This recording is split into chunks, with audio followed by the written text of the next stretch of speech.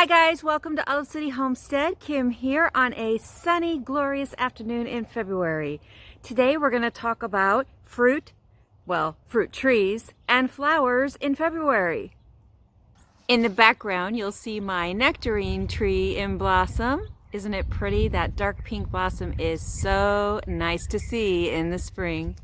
So in today's video we're going to be talking about deadheading flowers to promote better growth, repotting when necessary, and the freedom to change your mind when it comes to your gardening ideas and gardening projects. Remember, this channel is all about easy gardening anyone can do, and so I hope that as we go through today's chores and the little tour I'm going to do of my orchard and some of my flowers that are blooming now in February, you'll see that it's really not hard. It's really whatever you want it to be.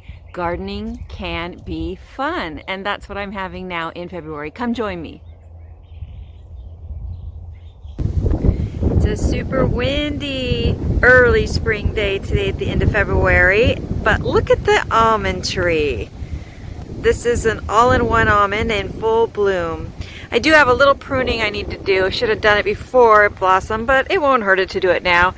Basically just branches that are going directly into the center of the tree or anything that's crossing. I don't have any dead or diseased, and this is a tree that is interesting because it's within a cage, as you can see.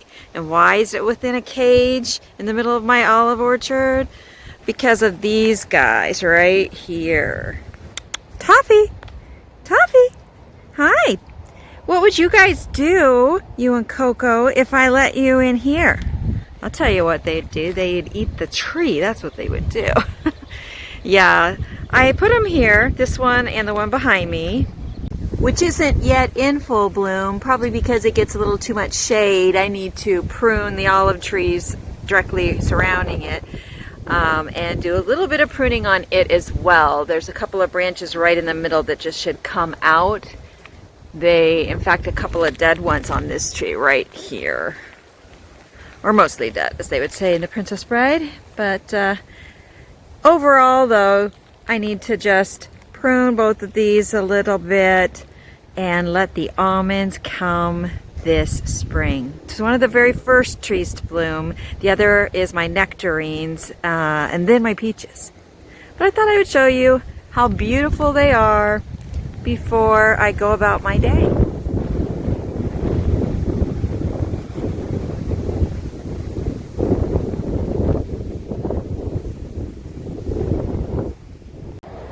So this is my Santa Rosa plum, or one of my Santa Rosa plums. And I thought you might like to see it up close before it bursts into bloom. It's going to have white blossoms. And I think there's one open, just one. There it is. Oh, I see another one up there. Yeah. So, gonna have a lot of plums. Everything in the fruit orchard is getting ready for spring. The nectarines, the pluots like this one, and the plums are the first to blossom and leaf out, and that's about to happen. The peaches will be next. As you can see here, they are a dark pink bloom, like the nectarines I showed you at the beginning of this video. But it's windy, as it usually is in the spring here. My clover, my oxalis, is growing wild in the orchard, and I kind of leave it for a while because I just love all the yellow blossoms. I mean, if I'm gonna have weeds, that's the kind I want. And they mow down easily enough when the time is right. My other peach also getting ready to bloom out. Busy time of year. I just sprayed with copper fungicide all my 60 plus fruit trees yesterday. And yeah, getting ready for the blossoms. There's some tulips coming up in front of the osteospermum there. And I have more under this tree that are popping up, and they're one of the first bulbs that do flower here. That's some salvia that should be blooming soon. some more tulips coming up through the mulch, and some purple osteospermum. I love osteospermum. And more of my clover, the oxalis that I need to mow pretty soon, but I'll just enjoy the yellow blossoms for now. Some orange blanket flower and a purple climbing vine.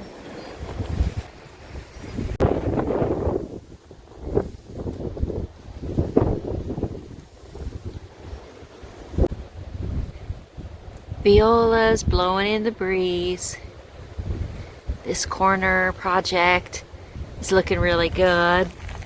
Lavender's growing. I'm gonna plant these Laura petalum very soon. They have really pretty flowers that come out a dark pink. And the violas, right now they're in the shade because it is afternoon. But they're doing really well in this spot, and so is the lavender. And the medlar tree, recently pruned and sprayed, is looking good as well. Still happy with that project. The purple tree kale continues to thrive and look gorgeous and taste delicious. More African daisies, the common name for the osteospermum, and alyssum, gazanias and alyssum. And look, my freesia bulbs are coming up. That'll be fun to watch them bloom. I don't even remember what color they are. Need to prune back some of this alyssum. You see the new stuff is coming up underneath, and I need to prune back this dead stuff here. Easy chore. More of my purple tree kale.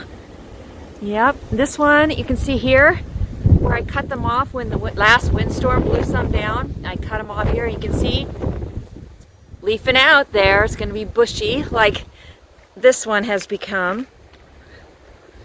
Oh, look what I just discovered in this windstorm right as I'm filming this. Yep, breakage right there.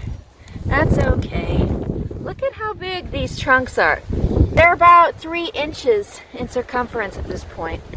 So that's okay. This will become dinner, and this will just get bushier. And talk about bushy, my Merit tree collard. I keep cutting the height down, and it just keeps bushing out, and so does the other one. See what I mean? Very bushy and very delicious. There we have some mustard greens growing and looking so pretty. And some snapdragons there. Some mums that have been cut back and will come again. And look at these pretty purple flowers. Coming up and blooming now that it's mid-February. This is erysimum. It's perennial here too. And I love that color. It's actually called mauve, Bull's mauve variety of erysimum. And the bed of garlic with the hyacinth in the middle is doing super well. The gazanias on the side and green onions are also doing well. And on this side, I have onions in rows on either side of the hyacinth. Looking forward to seeing those bloom, but they're right on schedule. Cabbage heading up nicely. And some green cabbage heading up. Garlic. That cabbage is going to seed. Bunch of garlic in here, and Brussels sprouts, more garlic, another Brussels sprouts. Well, hello girls. Nice to see ya. And my hugelkultur mound from last year that I put in with alyssum in the corners, garlic on either side of the mound, and my alliums in the middle on either side of the flowers. They haven't come up yet, but I'm sure they will when the time is right. And the dianthus is starting to bloom too. That's always nice. Got lettuce growing everywhere right outside the back door, which is super convenient. And the rosemary just keeps blooming in this gorgeous purple way it has. And I'm using it more and more in my cooking.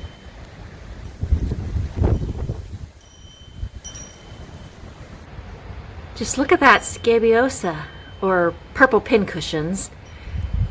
They just are loving this spring weather, just like me. And all those lavender seedlings are doing fine. More out front. But I gotta get this planted. Just gorgeous. And look, more lavender seedlings still in the ground, getting really big. Definitely gonna be potting those up when I have a free moment. So I planted the scabiosa, the purple pincushion flower, but you know what? I'm not sure I'm liking this. It's what I think of as a blue pot. And I've had some relatives and friends tell me they think it's purple, but to me it looks blue. And I don't think I like the color combination of those flowers and that pot. So I think I'm going to take them out actually. And what I think I'm going to put in this pot, which I've had this pot for like a year. My dad gave it to me last year as a gift, and I've been waiting for the right plant to put in it. And I thought this might be it, but now I think no, it's not. So what I think I want to put in it is a japonica. Also a gift from my dad with these two pots. So he knows I love chickens. You guys know that too if you watch my videos. So he had these pots handmade by a lady he found at a craft fair who had made other similar type pots. So he special ordered me these. Originally, she made white chickens, which I'm not really a fan of. So then he had her make these, which are more my kind. And look at this pot. Has the nests of eggs up at the top. Anyway, I really like it. And then he showed up with these japonicas, which have this white bell flower that I love. And so they're not planted in there now, they're just in these pots. And I'm going to plant them somewhere. Again, I've been waiting to decide where I want them. And I think I want to put one of them in this blue pot because I think the white flowers would look really good in that. And still not sure what I'm going to do with these. I think maybe they would look good in a regular terracotta pot. So that's what I'm going to look for them. Also, I've been busy planting some more bulbs, some big allium bulbs in that pot. And here I've just got a bunch of seedling trays ready, all with their special mix, which I do a blend of potting mix and seed starting mix. So that's my own. It seems to work pretty well. And it's a lot more inexpensive than just going out and buying seed starting mix straight.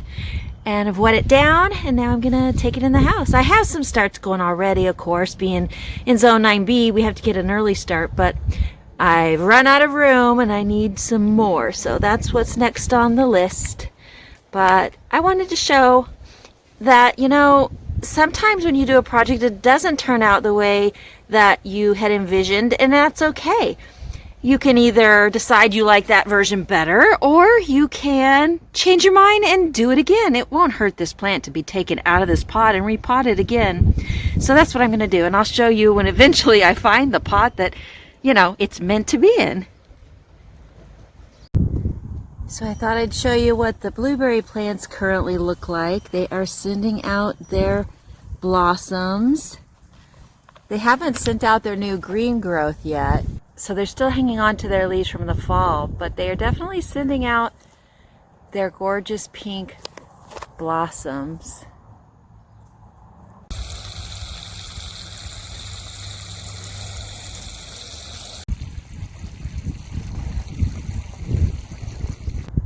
Lots of new green growth shooting up on these, which is a very miniature flower version of Euryalps.